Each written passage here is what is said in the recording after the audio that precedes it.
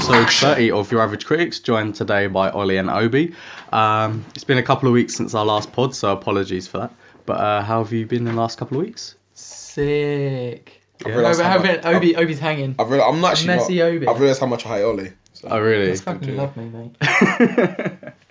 Well, I'm sure I've spent the last 2 weeks reflecting about how much I hate you. It's a love-hate relationship. Well, I don't know, like, because last night, mate, you were like, oh, please come out. I love you so much. Look, you got Making more up of the my hair numbers, on though, you. weren't Stop you? molting. More It's of my that, hair. mate. It's that hairline. It's going, bro. He's going. Oh, no. Publicly slamming, mate.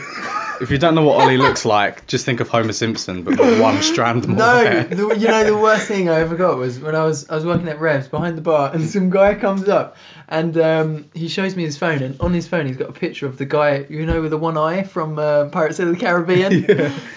You know the one? I don't know. It's cool. It's like the tall lanky one from The Office as well. Mackenzie Crook. Oh, and I was just like, you know what, mate? What, you said Fuck that off, you I'm look not like giving him? you a drink. Yeah, he was like pointing at the phone, and he was like, "Is that you?"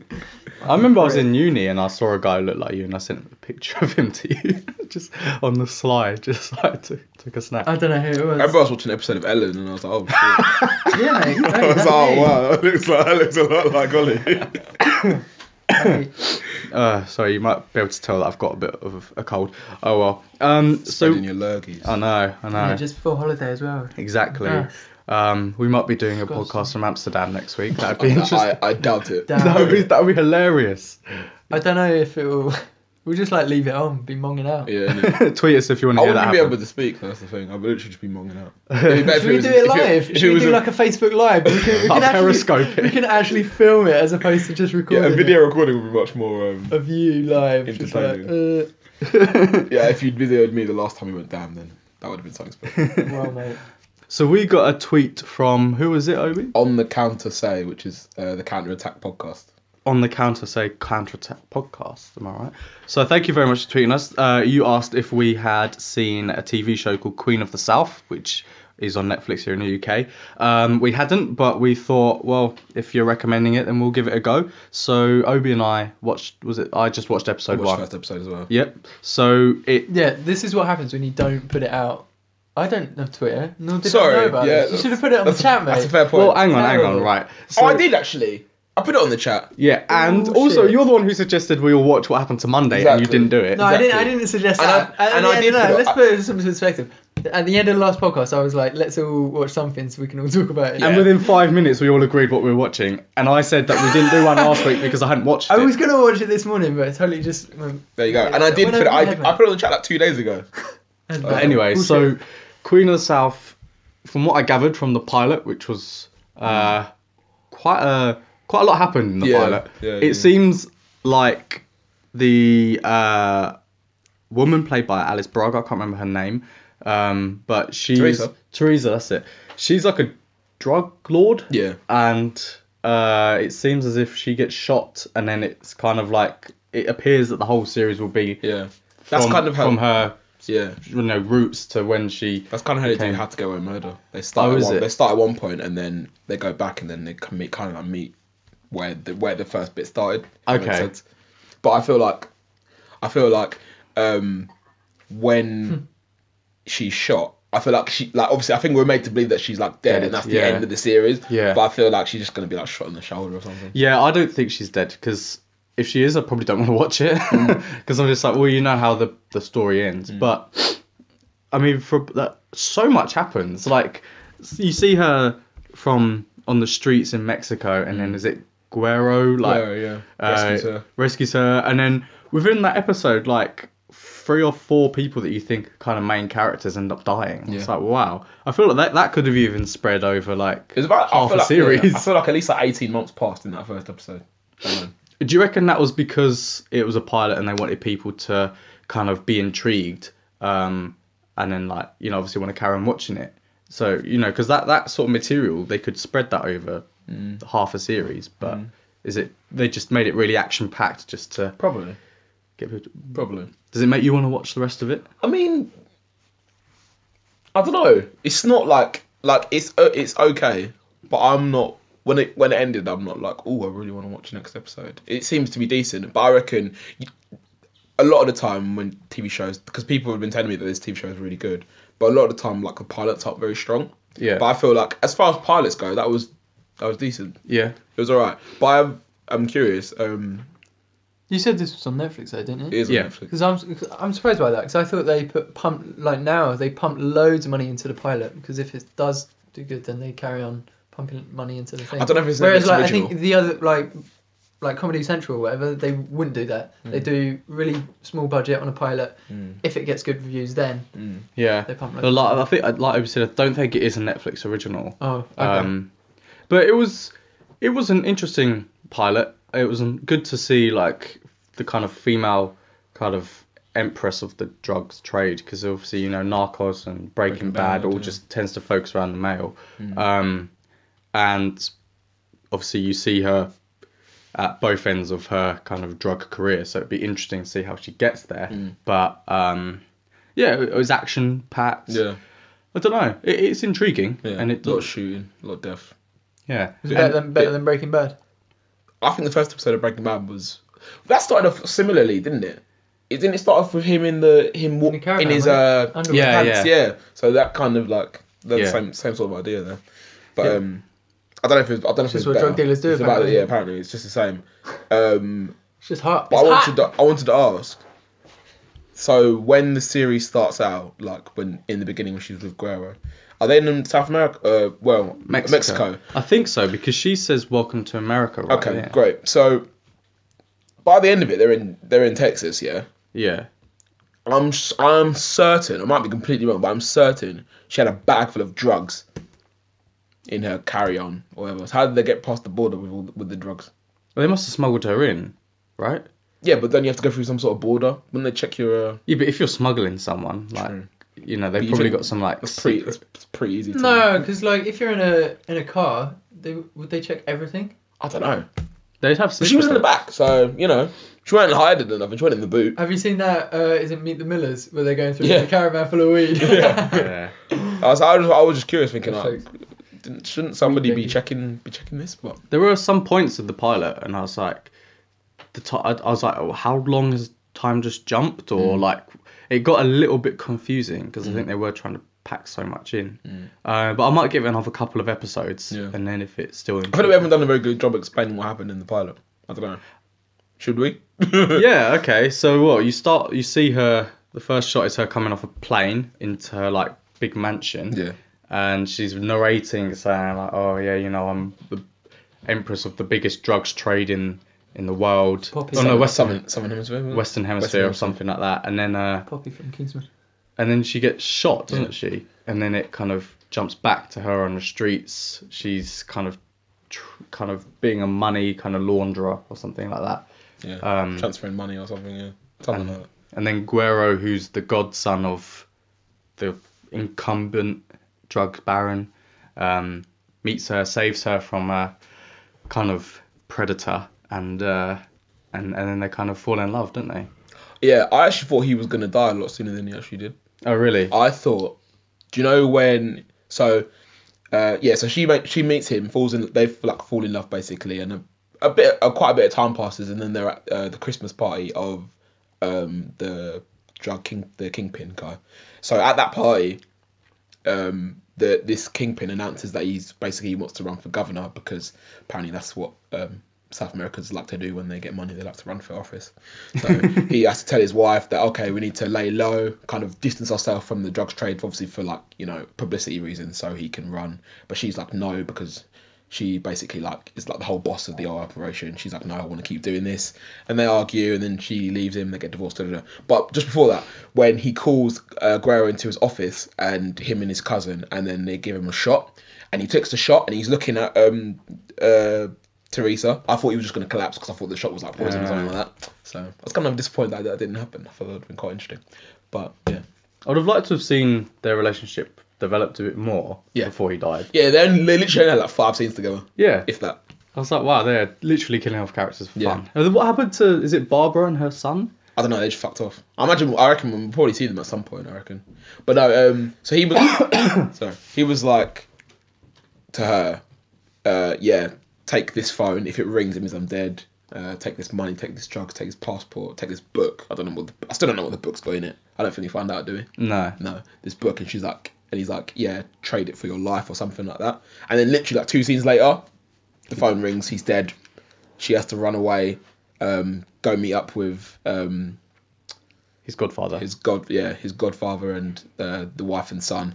And Guerrero's dead, and they're coming after his cousin because Guerrero and his cousin were skimming the drugs or something like that, and they were selling them off as their own, so they were stealing from the kingpin. So Then go down well. But then she has to take the book to the kingpin to trade for her life. Yeah. And then he kind of tries to... I don't think he's the kingpin at that point. I think it's Batman, whoever that is. Oh, right. So I think that Michi Batshuayi. Yeah. The Mexican Batman. Yeah, maybe. But so I think the kingpin distanced him. So I think about a year or so passed. I think he's either in office at that point or he's running for office. So I think he distanced himself from the drug business. And so then those guys came, killed the cousin, chased Teresa and the other woman and the son out of town, wherever or not. Car exploded, and then Teresa's in the safe house. I think it's the safe house. And then they come and find her, and they try and rape her. Well, I don't know if they succeed. I think they do, They don't do they? rape her. And then she shoots him in the face. Yeah, that was Romero from House of Cards, wasn't it? I don't remember. Governor Romero. I can't remember. Ah. I can't remember. Yeah. Probably. But yeah, I thought that bit was quite funny. Not the rape bit, but but afterwards when she she was like looking at her future self and she was like, you know what to do. She just grabbed the gun and shoots him in the face. I was like, fair play. Nice. That's one way to stop a rapist. Fair enough. Yeah. But I was kind of because he was like groaning and screaming on the floor. I was kind of disappointed she didn't finish him off and just bang in the I face. thought she would have done. Yeah. That kind of sounds like when you got the main character and they're like, oh, they're going to do the right thing and let them live, sort of thing. Yeah. She's like, nah. Yeah. Take them out. That's the most frustrating thing about films is where, you got the villain will dispatch everyone so easily and have no qualms about finishing them off. And then as soon as it's the main character, it's like, they do something out of the ordinary and it's so annoying. It's not realistic. Is it though? That might happen in real life. Maybe the movies get it from real life as opposed to Maybe. the other way around. It's true. But I feel like series 1 will probably be leading up to her, the moment that we see right at the beginning, and then series 2 is probably how she progresses from that. Because so much happened in the pilot that I can't see them having loads, I think there's 2 series out. I can't see them having enough material to, fill up those 2 series from between her being shot and, where we leave it in episode 1. So, What are the drugs they're dealing in? cocaine. Cocaine. Crikey. Yeah. But talking So of, it might come from Narcos, from season 3 of Narcos. I haven't seen it yet. I'd like to though. have you seen the first 2 series? Yeah, man, banging. Oh, tell us a bit about that then. It's just following Pablo Escobar. Ebuta! It's just Kingpin, and I've seen it a while ago. I'm not going to do a very good job of this. When did you see it?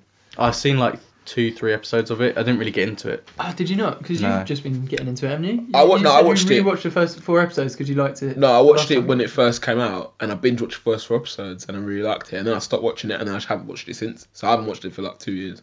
No, it's good. But I did like it. It's just like the rise of Pablo Escobar's pretty much drug empire, Yeah. but also the collapse of it and him, and then it does leave it open to season 3, and I have yet to see that. But that follows one of the, I think it's FBI or CIA or just like special agents, DEA. who's it might be, whose job it is to capture Escobar. But you assume that, that they... Because he's a real figure, so you assume a lot of what happens is real, but they probably take a lot of dramatic license definitely a with it. few exaggeration. But shout out to these guys because he barely speaks any English, and because we were always talking about this, aren't we? That like why the hell are films portraying like foreign people in speaking in English? And following that, in Queen South, they are speaking English a hell of a lot of the time, considering they're all Spanish. Yeah, but then what I didn't like, so they speak Spanish sometimes, but there was no subtitles, so I was like, I have no idea what they're saying. Maybe it's just not important, but I guess it's good. I kind of feel like I don't know if this is true, but I kind of feel like it's a Latin American produced show rather than like a I guess Caucasian American network being like, oh yeah, let's focus on this. I don't know what their one's called, like Teleamerica or something. Telemundo. Telemundo, yeah. Telemundo. We're talking about things. That was so English. Telemundo. Brexit, Ollie. Yeah, I saw Blade Runner 2049. I can't say too much about it because it will spoil it, and I know that you are going to go and see it.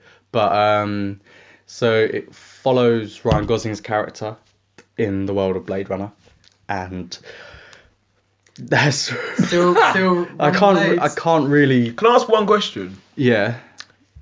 I don't know, but is Harrison Ford and Ryan Gosling, are they like connected in like blood relation in some sort of way? Ooh. That is a very good question, maybe. Fair enough. So the Because original. Tried really hard not to spoil. Because when I didn't know this was, one, I didn't know this was a sequel, and two, I didn't really know that there was another Blade Runner before this. But when I was watching it, I just thought that maybe like Harrison Ford was like a future or a past version of Ryan Gosling or something like that, just by watching the trailer. I don't know. That was just a guess. Like Terminator, I'm from the future. Exactly. I know that you might borrow Blade Runner off me because you haven't seen it, but the original Blade Runner the premise is that there are replicants, which are basically synthetic humans, more advanced humans, and they have been made to work off-world to try and, develop and harvest new worlds and things. So essentially slaves. But then a few of them become rogue and start rebelling because they have a limited lifespan, but they go to their creator. And I think we might have spoken about this last time. Yeah. But they want to extend their life. And Harrison Ford is one of the Blade Runners who try and kill the rogue replicants. And then, so I'm not going to say how the original one ends, but it's set in the same world. So this is set 30 years later. So the original Blade Runner was set in 2019, which is quite funny because that's only a year and a half away. And then this one's obviously set in 2049. But yeah, I mean, I thought the film was good. Was it like visually amazing? Cause, visually. The first one compared for it being made in the 80s. Yeah. Like it seemed pretty. Although I don't know if there had been like a lot of like George Lucas re-releasing. Yeah, well, I think it went through the original quite a lot of cuts because I think there are a couple of endings which Chris mentioned to us. But yeah, I mean, it was pretty ahead of its time visually, and this one doesn't disappoint. I mean, the scale of things, obviously, like you can get more depth with your cameras now and the CGI. The effects in this are incredible. Like there are kind of a couple of hologram characters, but the way that they interact with real humans is. Yeah, it looks really, really, really good. And Denis Villeneuve is the director, and he's did things like Arrival and Sicario. So he's got some good pedigree. And the film's good. I think the plot is interesting, which I can't really say anything about. But it's interesting, it kept me guessing. I kind of thought it was going in one direction, and then I kind of was questioning that, later on. Did the plot thicken? The plot does thicken, like when you add corn flour to a liquid. Although so this film is over 2.5 hours long, so it is a long film. It doesn't quite feel that long, but you can tell that you've been sitting there for a while. About an hour and a half or so in, I was like proper following it, and then after that point, I kind of was like, what? So. By the end, I'm not entirely sure. I reckon if you rewatch it, you'll be like, that does that, or that's that character. Potentially. Like, just one line of dialogue and it'll fix the whole thing. There's some good throwbacks also to the original film. Yeah? Like the gun. Lots of guns and ammo. And, guns. Well, American made, isn't it? Did you talk about that on the podcast? American made? Yeah. Okay. 3 weeks ago. So yeah, I mean, we'll have a better discussion about it when you've all seen it, because literally saying anything about it will be a spoiler. Are we going to have flying cars in 2049? Because we're definitely not having them in 2019.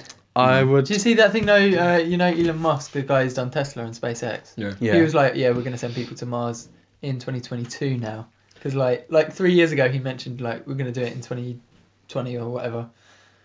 Did you see that thing where they were happening. like, oh yeah, we're going to be able to go from like New York to Australia in like 30 minutes. Yeah. And we're going to put people in rockets.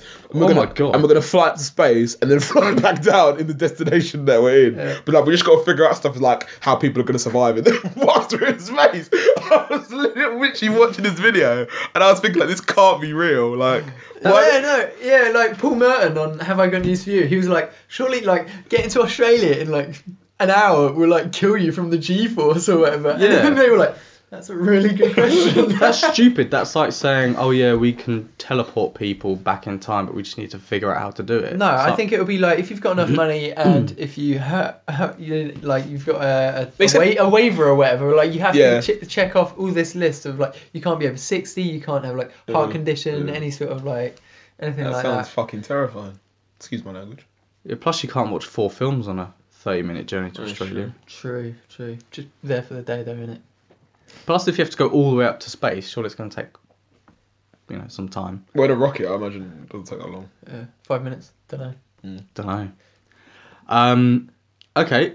We also watched What Happened to Monday. Well, we were supposed to. Oliver. Yeah. I don't know if we should wait till... Should we wait for Chris? I think we should, because... Okay. Because Ollie hasn't seen it. Saved by the Bell. You've got another week or two to watch it, Ollie. So next time, there should be at least 4 of us. Okay, well, we're going to... Well, and Joe's seen it, but we don't know if he's going to be Alright, let's skip over that then. Well, what happened to Joe? That's that is a good that should be the sequel. That's a good question. Do you know, I'll wait till next week to... Are you going to add in? Say it. No, because I'm talking about what happened to Monday, but I'll wait till next week. I thought he was going to get a segue going. No. What have you watched then, Ollie? What have I watched? I have watched, so if we're going in order, whatever order you want, mate. American Beauty was the first film of the week that I watched, following Kevin Spacey and not going to know the rest of the cast.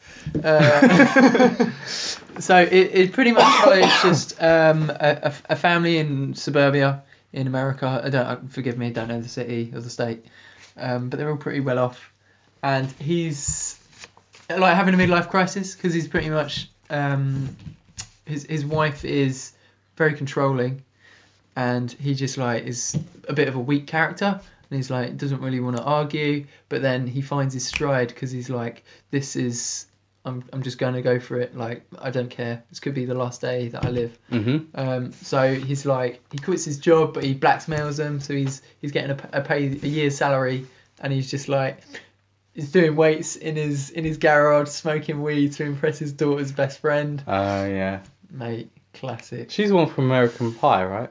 Yeah. Who? Yeah. Her name's something Sue. You know the guy with the Mina. really like strange forehead. Mina someone. The guy with the strange forehead? Yeah, in American Pie, The jock. really cool one. They have like phone sex. And he's like really quiet. Oh, Ozzy. He's like, oh. Oh, Ozzy's girlfriend? Yeah. Okay. Her name's like Mina Suvlaki or something, I don't know. Yeah. So he like has a bit of a crush on her, and his daughter hates him, and his wife hates him, and they all hate each other. And it's just really funny to see a more dysfunctional family than my own on telly. Is it a comedy? It's a drama, I wouldn't class it as a comedy, but it is just like some of it is funny, and there's like that. It won loads of awards, and there's like that classic scene with the piano playing. Mm-hmm. Do that, by the way. And he's like, "This is the most beautiful thing ever," and it's just a plastic bag going in the leaves. You watch it and you'd be like, "What?" You're probably like, "What the fuck are you talking about?" And then there's that anyway? famous shot of the girl covered in roses. Yeah. Or petals. She's like on the roof or whatever, and then it's like. Yeah, it's a really good film. In his mind. I think it won Oscars. It did, but it's just like it seems like such an easy storyline, and yet it's still quite a moving film. But then I'm sure they've done films like that where it's just like someone goes through a midlife crisis, blackmails their work, kind of like Fight Club when he blackmails the work, to then just have a year off and just piss about. If it's such a simple storyline, then the reason you can tell the film's good is because of the craft of it. Yeah, it's like getting to know all the characters. So because there's actually only I think 6 characters, if not maybe 7, and that's it. That's the entire cast. So if you're like nowadays you don't watch a film for 2 hours or little less than 2 hours and it's just 7 people. Now it's like I don't know, Guardians of the Galaxy, you probably have loads Yeah, more. you could. I think some films get so overcomplicated. It's like, well, we've got 2 hours to fill, so we've got to have 8 subplots. And you're like, do you? So like that means that, like, if it's TV series, obviously you can do it because Game of Thrones have like so many That's people, true. but they're just killing them off left, right, and centre. So. Yeah, but then they've got a longer time to play Yeah. with it, don't they? Because I mean, in the film, it actually starts off and he's like, "This is the day I die," and you're like, "What? This is the start of the film," and that makes you're hooked because you're like, "Well, I have to see to the end. How's he die? You know, what does he do on his last day?" Kevin Spacey's got some solid work on his CV, Resume, isn't he? On his yeah. IMDb page. It was president, isn't he? Or was He or is. whatever. He's great. Yeah. What about the last episode of Rick and Morty? So series 3 has come to an end.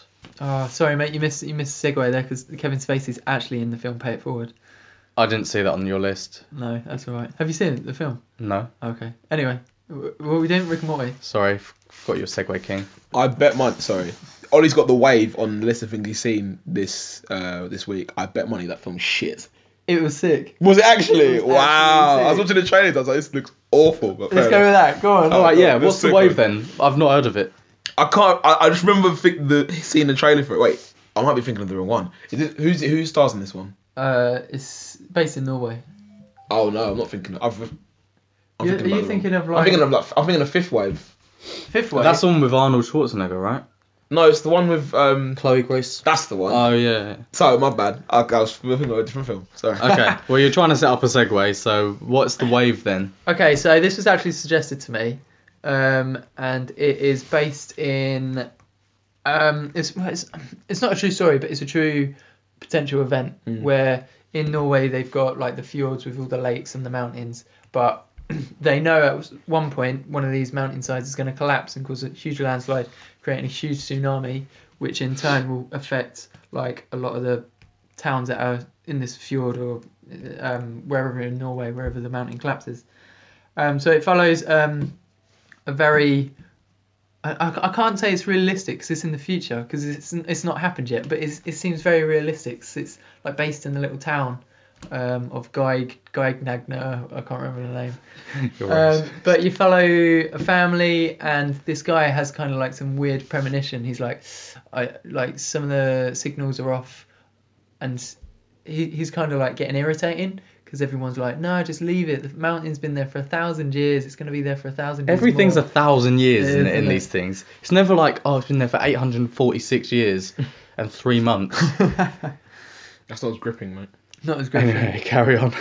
But so he's like, you know, I don't want to just leave and then this dreadful event happens. So he's like, just double check, because he's like the really annoying guy, like double check everything. And obviously it pays off. But he's like he's like not got enough time to warn everyone and get everyone out. So it's actually quite distressing seeing like this huge wave coming and there's like the people panicking, because he ends up pretty much just being in a car, like taking the hit of the tsunami wave. Okay. And that happens actually about halfway through the film. So you're like, oh well, what's the rest of the half? Because you know, like Day After Tomorrow, like a huge wave comes. Well, actually, they have that's about halfway through the film, isn't it? Yeah. So the rest is like him pretty much trying to find his family because they get separated, and that's actually quite gripping as well. So Is it in not Norwegian? Fifth Wave. Yeah. Where did you hear about it? Wait, is it? I can't remember. Yeah, I want to say no. I think it's not. Was there subtitles? No, yeah. It's subtitles. It's all subtitles. So what did you say before that? Where did you hear about it? I mentioned it. Someone said give it a watch. Okay. Was it Jenny? It was Jenny because she's in Norway. Fair enough. Was it like an ecological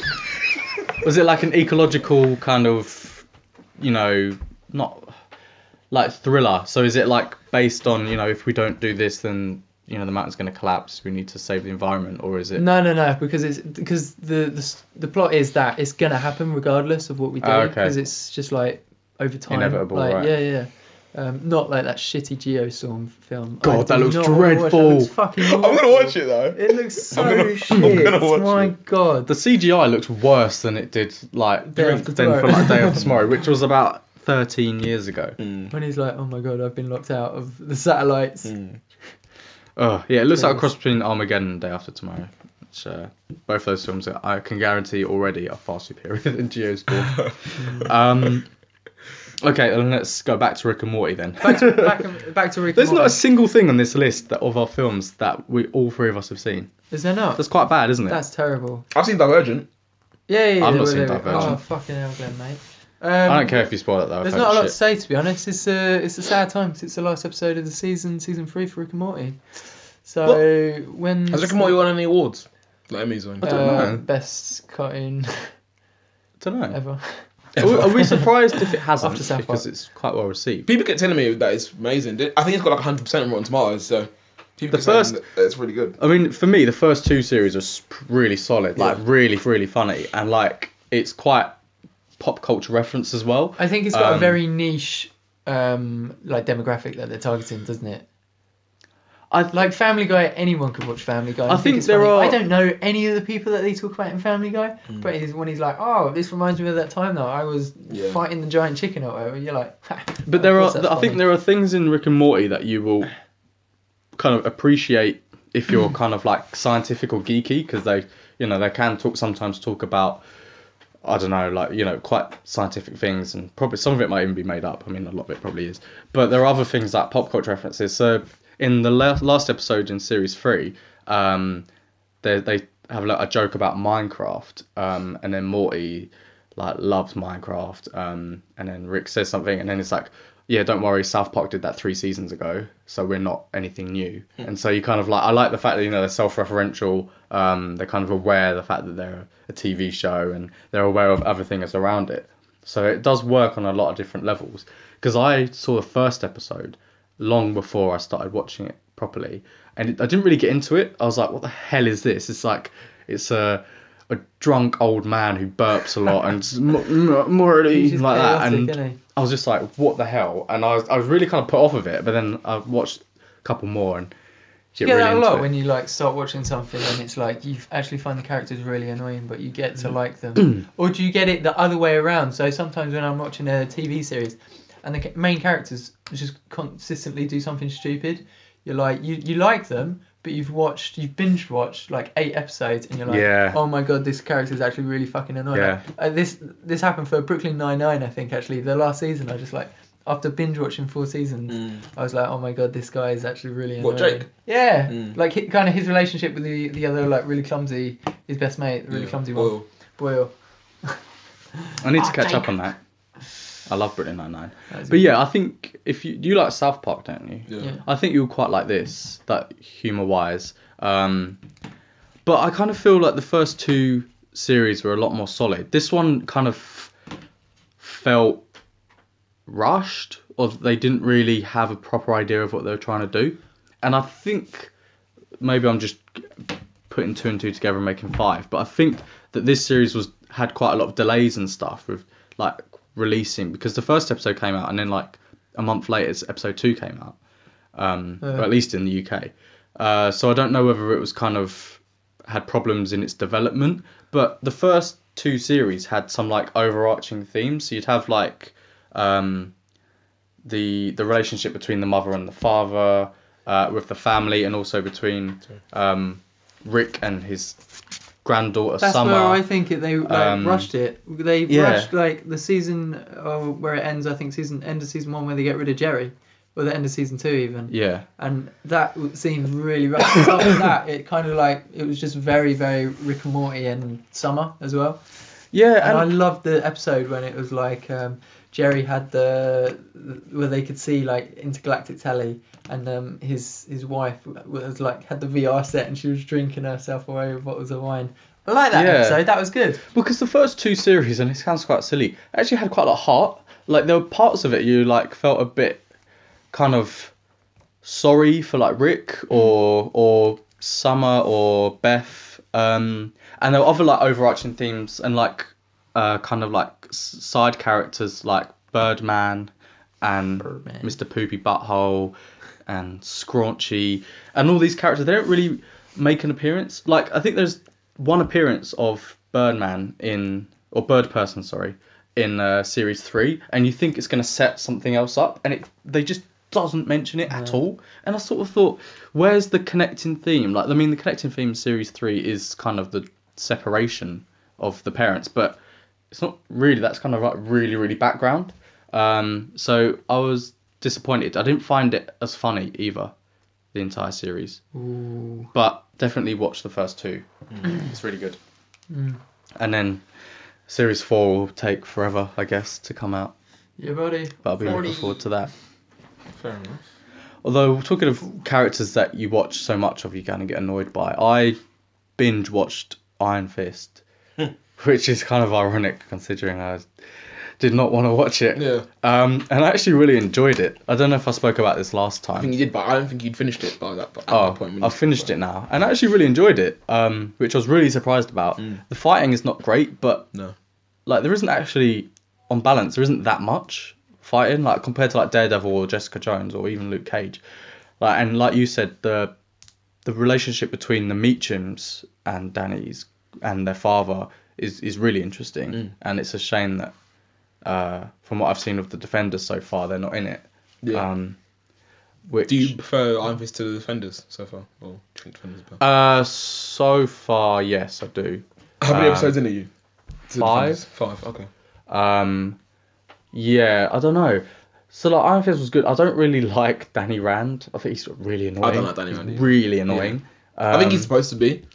I think he's supposed to be annoying. I think we're supposed to look at him and think, oh, he's like the annoying little kid of the group. Yeah. Or in general, because I think he when all that stuff happened and his mum died and his dad died and he was like 10, I think he's kind of like not really matured. So I think he's supposed to be like quite whiny and annoying. We're supposed to be like pissed off by him, but at the same time he's supposed to be like this lethal weapon. Although one thing about Iron Fist is that, you know, at the end when him and Colleen get on the plane to go to China, I kind of thought they should have had a bit more about his like PTSD, because surely he would have been terrified of flying, but he was just like, oh yeah, let's go on a plane. Like, if you have any, like, my girlfriend is terrified of flying, and it's all because of a bit of turbulence. So if you have like a traumatic experience, and obviously turbulence to having a plane crash is nowhere near comparable, but I feel like, you know, you'd have some Something did happen, didn't it? Or am I thinking? Well, he was a bit like, oh, there was a bit of turbulence. He was like, oh, this is not nice. But, you know, you wouldn't even want to get on a plane if you were that badly affected. And I would have liked to have seen Kun Lung. So, if you saw someone getting on a plane and they had a parachute, you'd be like, that's bad juju, man. That's bad superstition. Oh, it depends if it's a skydiving plane or not. True. Yeah, so Well, context then is king. you definitely want that, don't Exactly. you? You don't want to be getting on with your carry-on. that could be a fantastic segue, you saying context is king, because that's the name of episode 3 of Star Trek Discovery. Exactly, and I knew Not that that. you, of course you knew that. Of course you knew that. I knew that. I'm talking. So obviously, like, because I know. Just leave it. Go straight in, Obi. No, sorry. Finish talking about Iron Fist and Defenders. Oh, it does, mate. We'll come back to context is king, right? Yeah. And yeah, what's the first 2 episodes called? I can't remember. I can't remember. That's a weird name. So yeah, Iron Fist was good. The relationship with Colleen Wing was alright. I do feel like, I think that was one of those things where it's like no one ever finishes anyone off, and you're like, you know he's gonna come back. Please, someone just kill someone. Do you know what really annoyed me? How at the end of Iron Fist, Joy was like, "Oh yeah, basically like we need to kill Danny," and I was like, "Yeah, that came out of nowhere." What are you talking about? Weren't you like mates with him a minute ago? Like I don't understand. She was like the only one who believed him. Yeah, she was the biggest advocate. Exactly. And what's his face as well? Davos is like, obviously he's evil. Yeah. Or well, I'm assuming he's going to be evil in the next season as well. I just didn't really understand, but. Hey, but then, is weird. So then I started watching the Defenders, and I was a bit confused because obviously you've got the 5 main people of the Hand, but I thought the Hand was lots of different people because you had. It's been mentioned since Daredevil series 1, and to find out there are 5 main people. I was also quite disappointed that they decided to have the only white woman, or the only white person, as the leader. Yeah. So, throughout what we've been introduced by the Hand, throughout the 2 series of Daredevil and Iron Fist, is Madame Gao, right? So she's been there pretty much ever present, and all the people you see are either kind of from the Asian continent. Madame Gao should 100% have been the leader of the Hand. And then all of a sudden you introduce Sigourney Weaver. Yeah. I think that was, sorry to interrupt you, I think that was literally like Sigourney, we want you to be in the Defenders, and she's like, okay, only if I'm the leader of the hand though.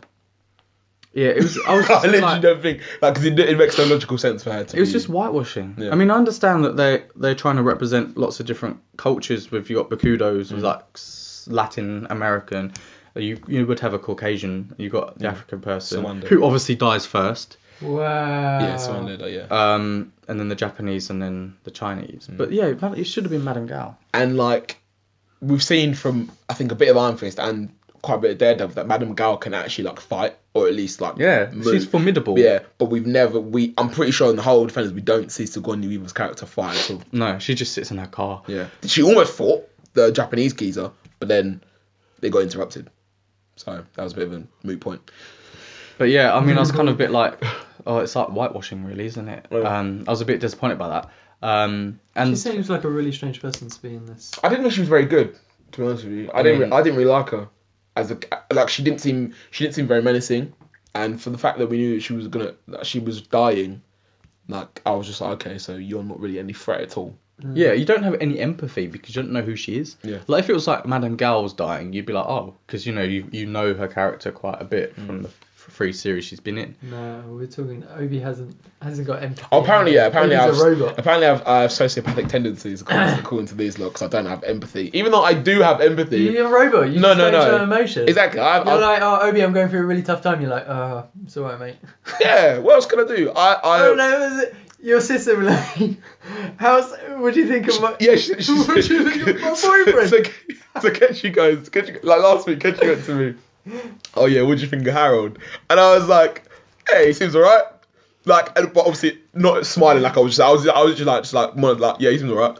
And then she was like, oh, you never get excited about anything. And I was like, why would I get excited about your boyfriend? Literally. I'm not going out with him.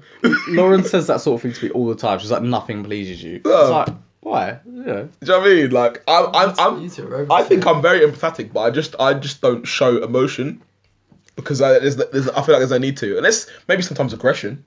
But, Yeah, you're definitely you're there for that, mate. But I don't feel like there's any really need to. I feel like as the years have gone by, I've mellowed out to a point where I just don't really care about anything apart from food. Well, It's deadpan, isn't it? Yeah, we love you, Harold. We'll get you on the football yeah, podcast. man. Shout out Harold. Sunny Lee Lord Pelican. Harold. Follow his YouTube channel.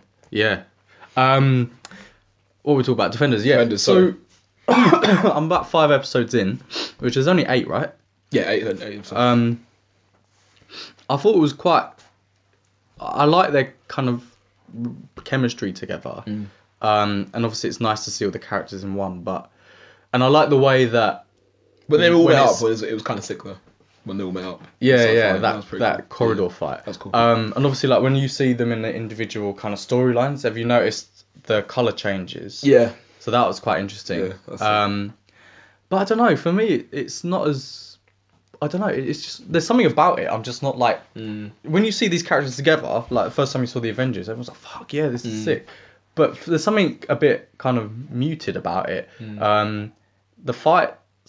Well, there isn't actually that much action. A lot of it's just them talking and arguing so far. I mean, I don't know about the last 3 episodes, but yeah, for me, I'm not as gripped as I was. I don't feel like the central storyline's particularly engaging. Like they want to capture the Iron Fist. Yeah. But because I think it's really unclear what the villains want. yeah, and then why are? I mean, I know why Daredevil's getting involved because he wants to destroy the Hand, but Jessica Jones's involvement is tangentially because of some case that she didn't really take, but she kind of did. And Luke Cage is just there for the jolly of it. But I don't know. There's something about it. I kind of feel like there's not a lot of plot line, but it's not interesting either. So I found it quite interesting though. I liked it. I'm not gonna lie. I thought it was decent. I think I enjoyed it more than I enjoyed Iron Fist personally. Although I thought if the action bits in Iron Fist were a bit more interesting than I would have, Iron Fist would have been a lot higher up in my opinion. Like all the corporate stuff and all the Meacham stuff and all the like trying to prove that Danny Rand is who he says he is. I found all that stuff really good. Yeah. But it was everything else, I was just a bit like, Do you know what I mean? yeah. But Defenders, I thought was decent. I liked it. Okay. Well, I'll watch the rest of it.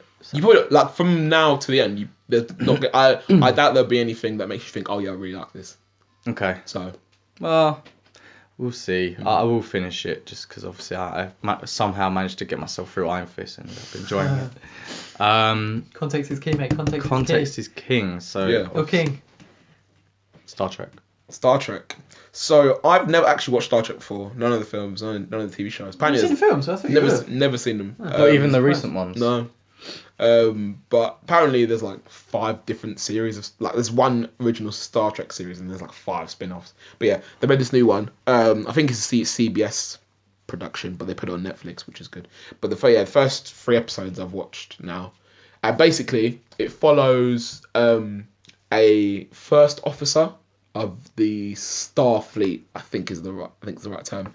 And her name's Michael Burnham. Michael. Yeah, her name's Michael. I don't know why. This is the lady from Walking Dead, isn't it? Yeah. Sasha. I think I'm going to find out why her name's Michael, but we're not really sure, because in the 3rd episode someone said, oh, that's a strange name for a woman.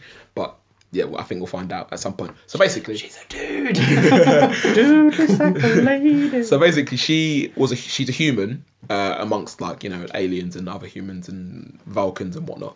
And her parents got killed, and then she was fostered by a Vulcan woman who already had a half human, half Vulcan son. What's a Vulcan? A Vulcan's I think it's like a type of alien. Okay. But they Super smart. look like humans. Yeah, I think they have pointy ears. The Oh, ones with pointy Spock. ears. Yeah. So Oh, right. Pointy eyebrows, mate. Yeah. Oh, So right. they're the ones who are like emotionless and Obi. I'd be a sick Vulcan. No, He's got pointy ears. they're supposed to be like, oh yeah, we're logical, we're not emotional. Okay. So what we find out in the 3rd episode that actually is that I feel like I should wait, but because you said Spock, I'll just say it. So like the woman who fostered or adopted Michael Burnham is Spock's mother. So Spock okay. and Michael actually like. So this is like a stepbrother and prequel. sister. It's a prequel, yeah. I was going to say, so you don't actually see a Spock. Not yet. Uh, Not yet, but it's set 10 years. I think it's set 10 years before the first Star Trek series, I think. Okay. So, wow. so yeah, she's at this point. They got Klingons are aliens, and they have like their own language. One cool thing actually that Netflix did was that they have subtitles, and one of the subtitles was actually Klingon. So like a lot of people who watch Star Trek like actually know like the language of Klingon, which is quite cool. So they put the subtitles on the. Yeah, it's an actual language. Yeah. Or isn't it So- Star Trek like a religion now as well? I don't Or know. something? Probably. So many people follow it. Or is that Jedi? I know Jedi. Jedi. I'm pretty sure Jedi is one. But so yeah.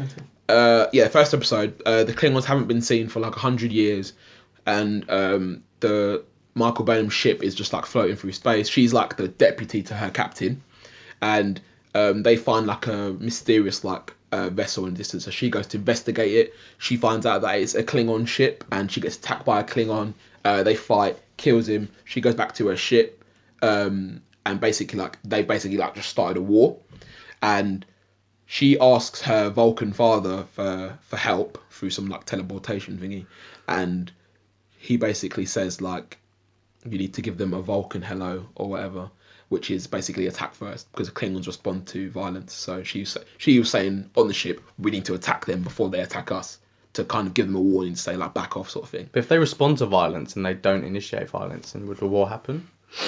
I don't know, mate. Logic. Apparently. Alright. Apparently. So this is the bit where I was a bit like confused. So basically, what happens is, Yeah, but surely they've already had a little fight. yeah, So they did fight. Yeah, True. so Okay. she killed one of their soldiers already. So then it goes So unresolved.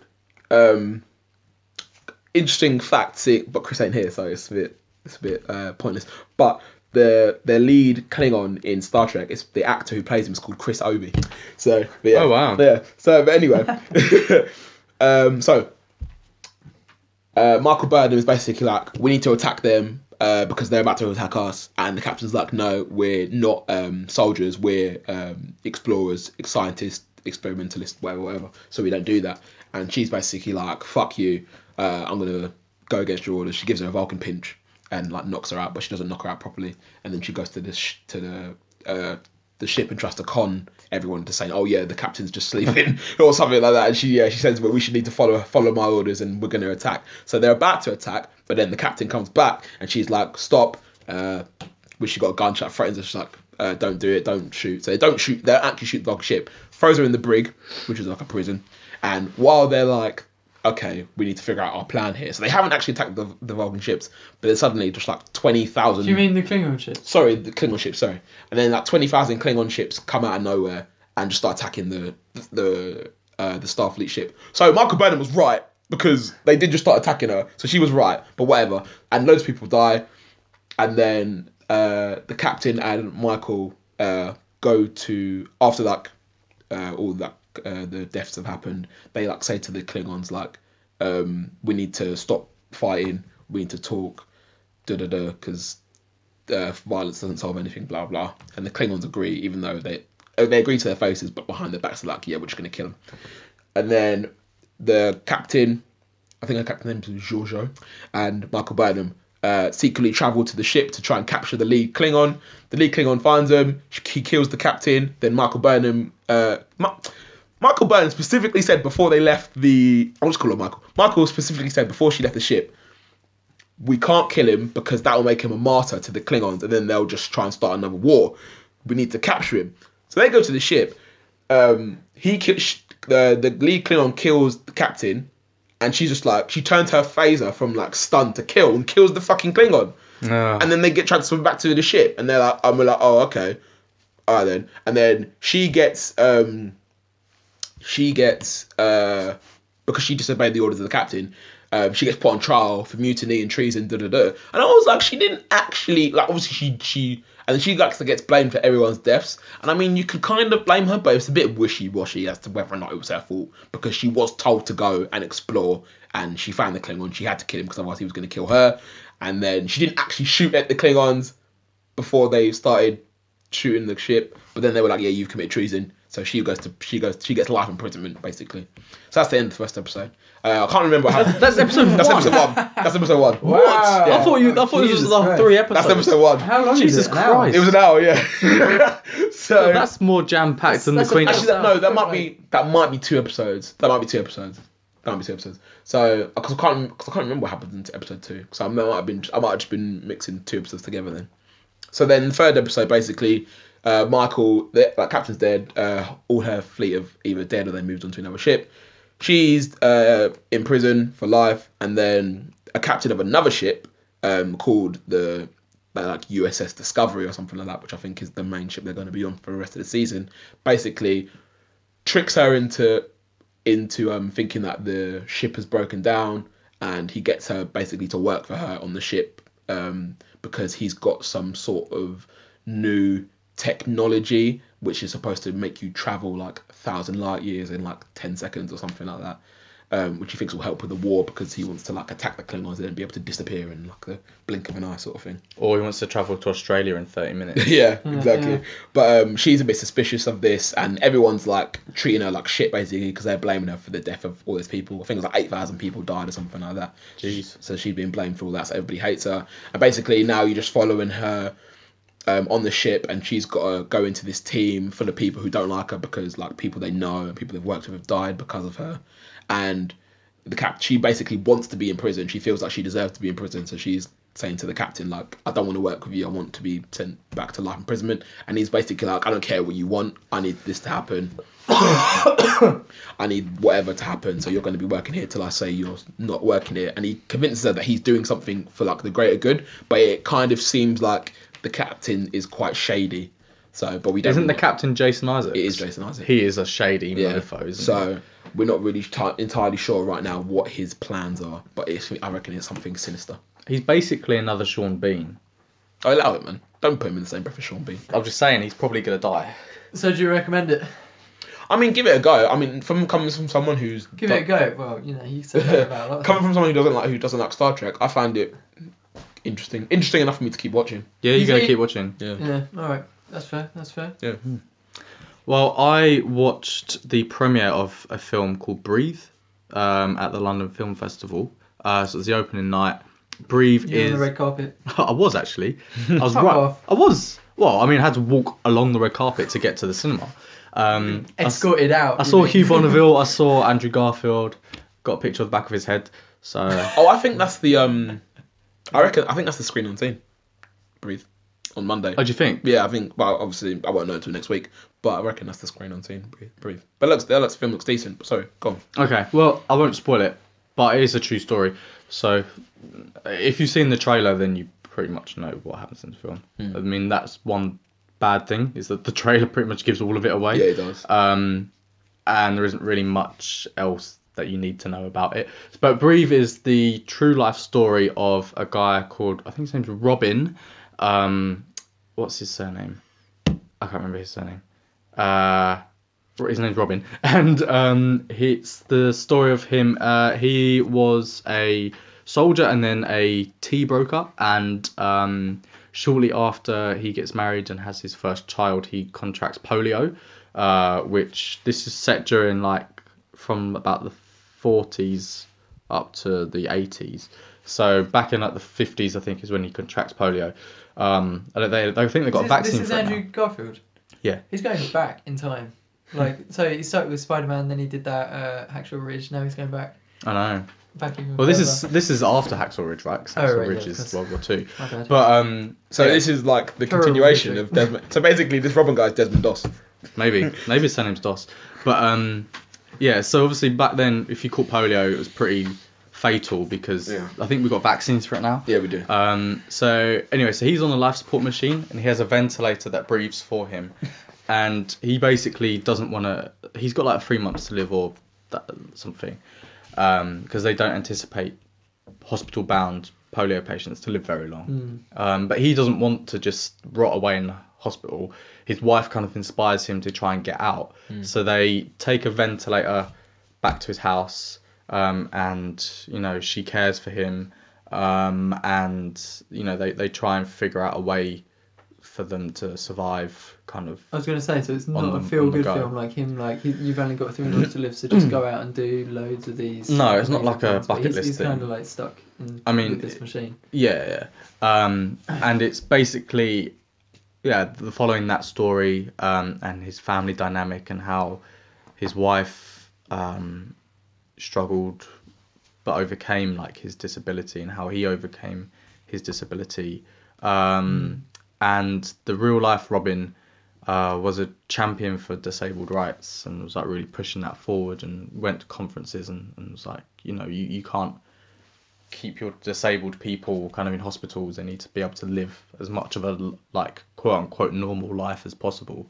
And his widow was actually at the London Film Festival, so she gave a little talk which was quite inspiring. But it's one of those films where the subject matter is so kind of important that you kind of want the film to be better, in my opinion. So you got films like The Imitation Game, you got films like The Theory of Everything, which are two fairly recent, fairly similar historical. I mean, obviously Theory of Everything, the comparisons because of the disability, but I feel like those two films were much better than this one. I feel like Claire Foy, who plays the wife, is very good. Then, I mean, it's not a bad film, but I mean, the first 10 minutes kind of put me off a bit because, again, they try and fit so much into such a short space of time, and it kind of felt a bit melodramatic. If you've ever seen a kitchen sink drama from the 30s, 40s, or 50s, it's like that. And the rest of the film kind of got a bit better. But I also feel for a character or a person who in real life was so important for disability rights, they don't focus on that enough for me.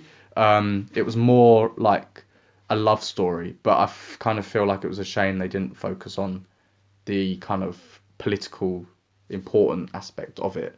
Because you compared it to Theory of Everything Mm. and The Imitation Game. Do you think that is coming out at the wrong time? Because obviously this feels like it should be Oscar related, no? Oscar bait. Yeah.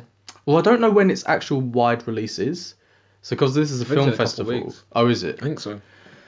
I don't know. I feel like it's an important story, but for me as a film, it doesn't work particularly well. I think there are a lot of characters that get in that appear, and it's not really clear who they are or why they're important. And they lots of characters just come and go. And again, obviously, maybe they're not important, but you're kind of like, well, who's that guy? Where's that guy? How does he know him? And then the guy who plays Tom Baratheon, he plays an older version of his son, and he has 2 lines. And I was like, wow, he's, there are people in it, they're so peripheral. It's incredible, but it's worth watching. But for me, the film didn't really work. But if it is this screen unseen, then we could talk about it in a bit more detail. How did you get tickets to this festival? My mate from my previous job got them. Ah, Won them in a ballot. cheeky. Friends outside the group, right? Aye. Pause it there, so I'm just going to get a little menace of a dog. So before we wrap up, then, Obes, you've got a couple of TV shows you want to talk about. Before that, Glenn's got a second beer. Ladies and gentlemen, drum roll, please. It's the It's your influence. nightcap, What isn't is it? that? It's your coffee mixture. So for my birthday, my siblings bought me a box of craft beer from around the world, and I've been making my way through them. So What's one. this one from? Asian. I wasn't gonna say like something that generic, but yeah, Japan.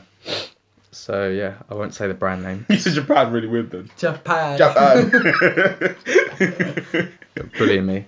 Yeah, so tell us about the young Sheldon.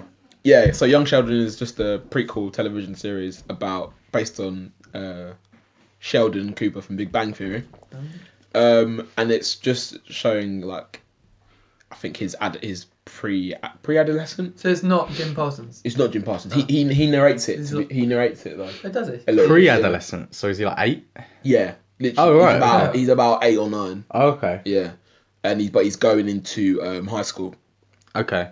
So it's just him, like, obviously he's different, like his family don't really get him, and he doesn't really get his family either, and it's kind of just like going through his high school troubles, I suppose, because he's trying to fit in, but also he wants to learn. Like, obviously he is probably smarter than like all the teachers and all the students, so they're all like, oh, we don't really like this kid, he's showing us up, da-da-da. Like his brother, his older brother, is pissed off because obviously they're in like the same year. Oh, okay. So So- he's like well advanced. Yeah, so he's like embarrassed. Does he get bullied?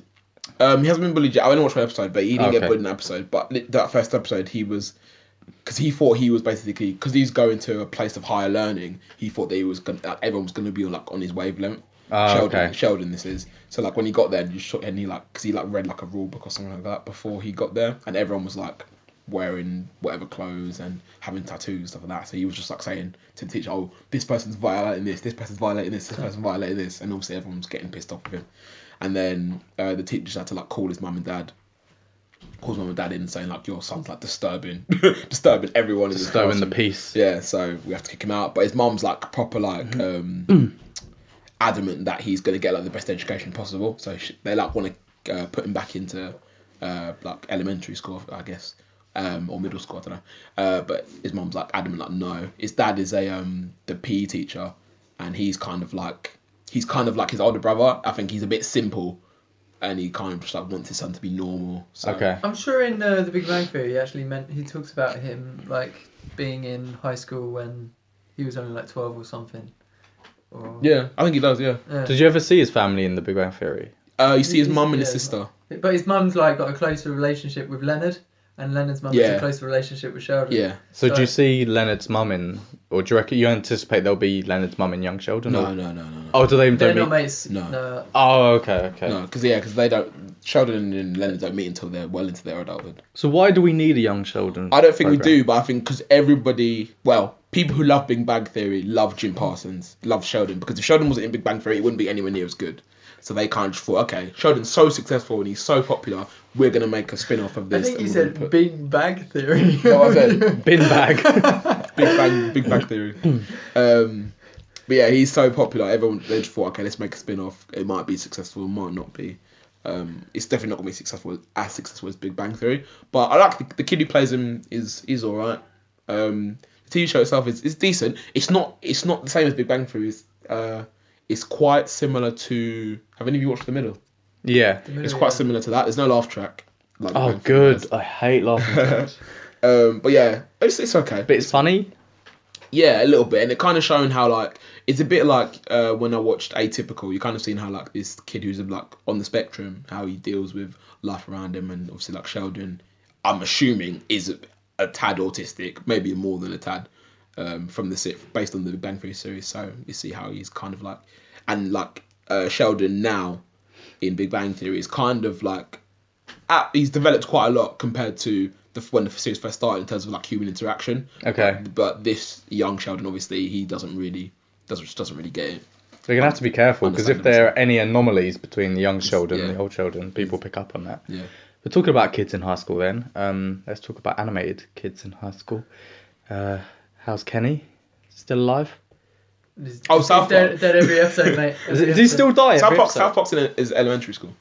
Is it? Yeah. Oh, okay. They're only Get 10. it They're only right, 10. Glenn. They're only 10. Get So I it don't right, understand the mate. American school But no, system. Kenny was actually dead for a time, but he came back in like because we just started a new season, but he was dead for like the whole of last season, but he came back in like the Oh my god, they killed Kenny. yeah, like the second episode of the season. So what I want to talk about this was because and Blackish at the same time, because they were both related to Columbus Day.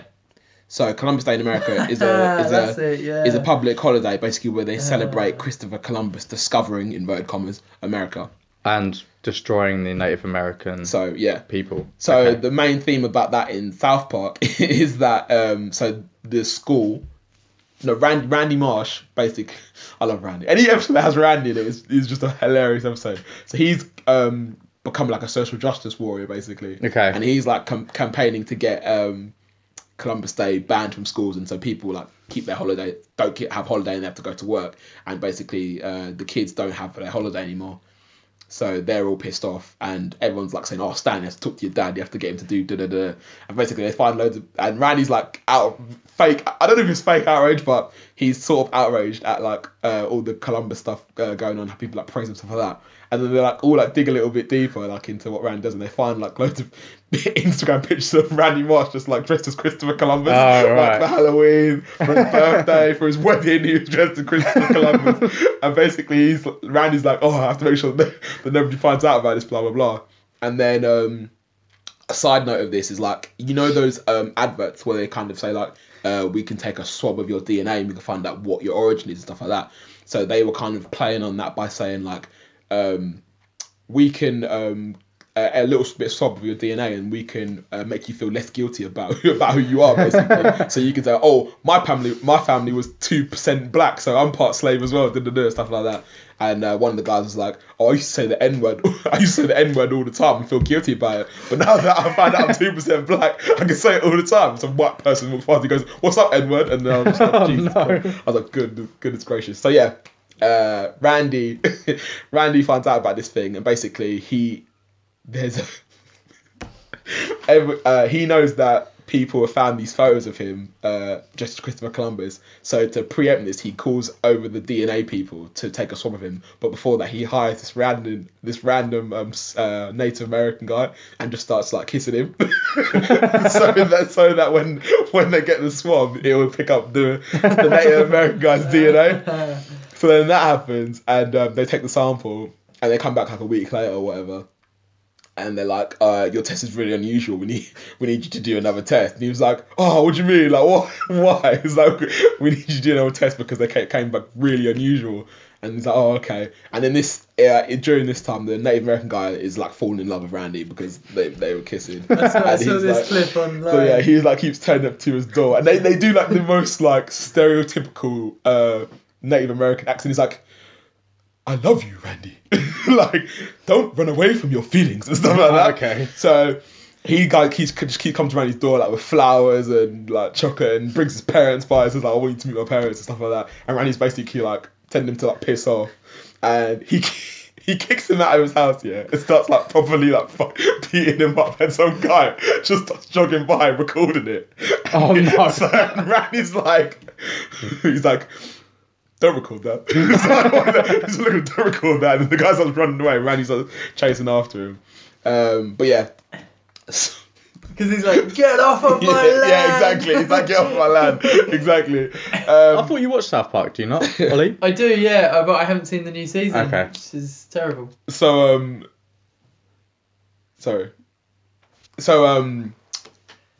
yeah, so the DNA people come by and they're like, "Yeah, we want to get another swab, but this time we want to do it in anally."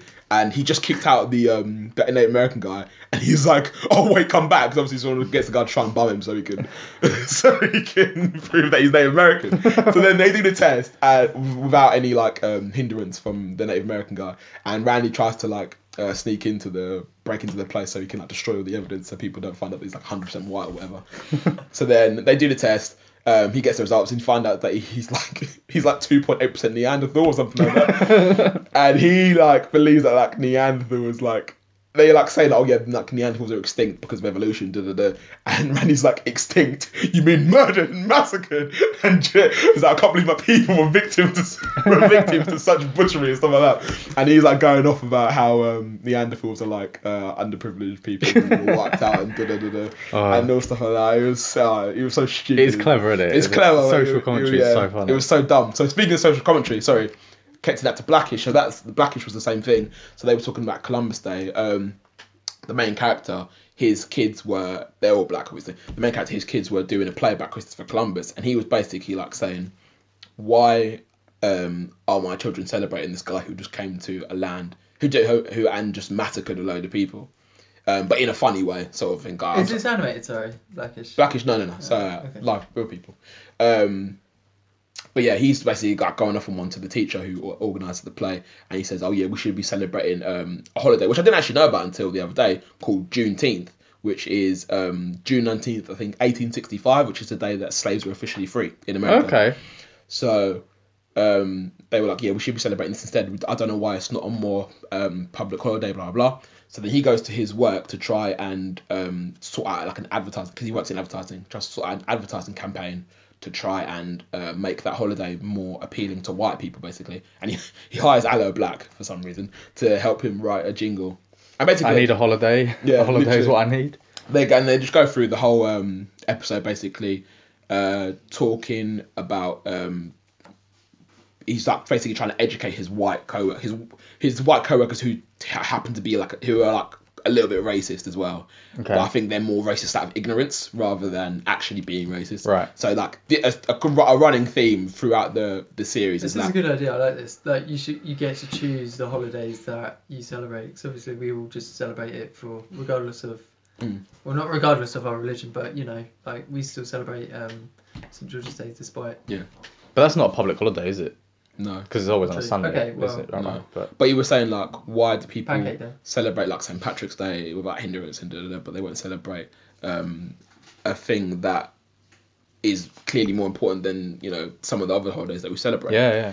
And so they go and they do it it's kind of like a musical episode as well, because they kind of do flashbacks to slavery, people in slavery, and them saying how bad slavery is, and then when the day they got free, them talking about what they can and want to do now that they're free, but then realizing that they're free but they're not really free, because at that point they couldn't get jobs and they couldn't do whatever, so you'd end up going back to slavery and doing the exact same work you were doing, but for just the tiniest bit of money or whatever.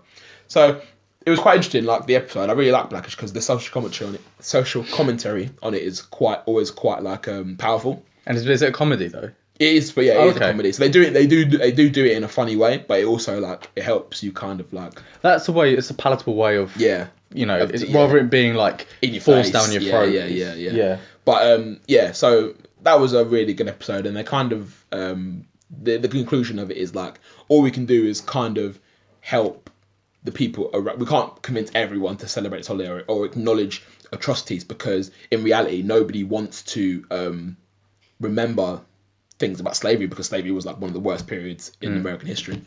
So they kind of conclude by saying all we can do is kind of educate the people who are around us and hope that kind of trickles down to everybody else, and ourselves celebrate the things that we're supposed to celebrate. So then he starts saying we're going to celebrate Juneteenth every year.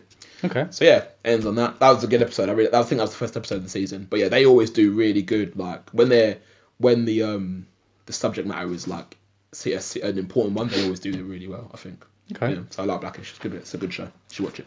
Well, on the subject of educating us, why don't you educate us in what we should be watching? So, was it On the Counter Is that the on the counter? Recommended Queen of the South to us. So you can also recommend something for us to watch, or also share your opinion. We were tweeting one of our listeners about Kingsman. So yeah, tweet us at YSC Podcast 17. We're on Facebook, Instagram, iTunes, and SoundCloud under Your Average Critics. And let us know if you listen to the podcast, because then we will give you a shout out. We definitely appreciate anyone who listens to the podcast. Yeah, we're very grateful. So please get in touch.